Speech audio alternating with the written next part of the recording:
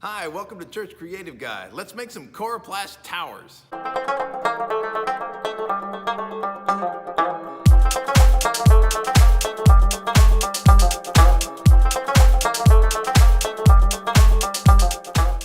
For this project, you'll need a 6-foot straight edge. I recommend metal.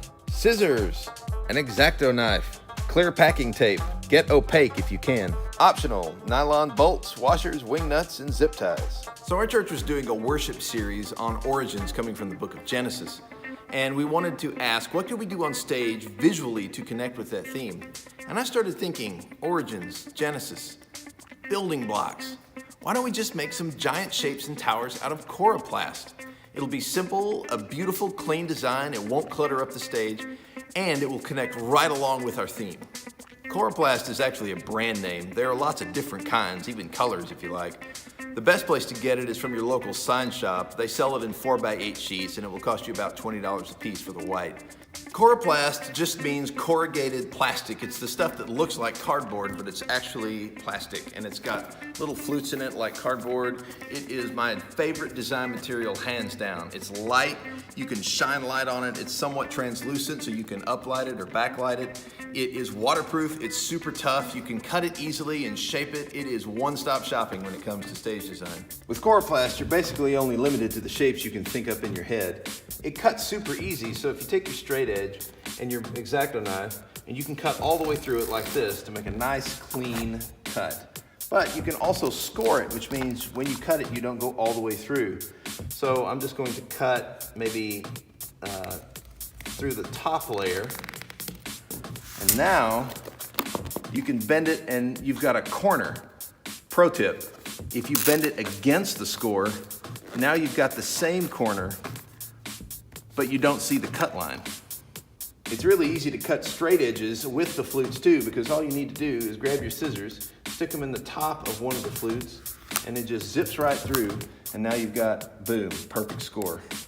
On the Church Creative Guy scale of difficulty from 1 to Hogwarts, this is about a 2. It's almost as simple as it gets. And you just zip right down. Almost.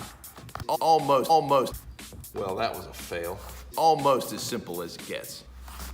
Oh my gosh, I've mangled this thing. If you want to do a design on Frankenstein, this is perfect.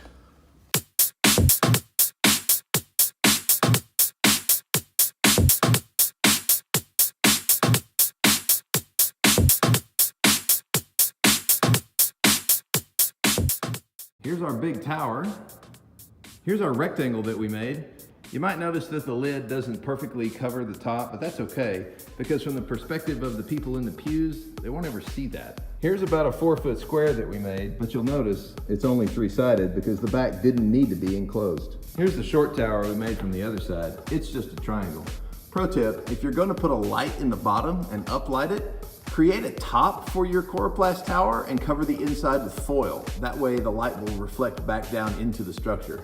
If you hand cut these, not all your seams and scores will be precision cut perfect, and that's okay.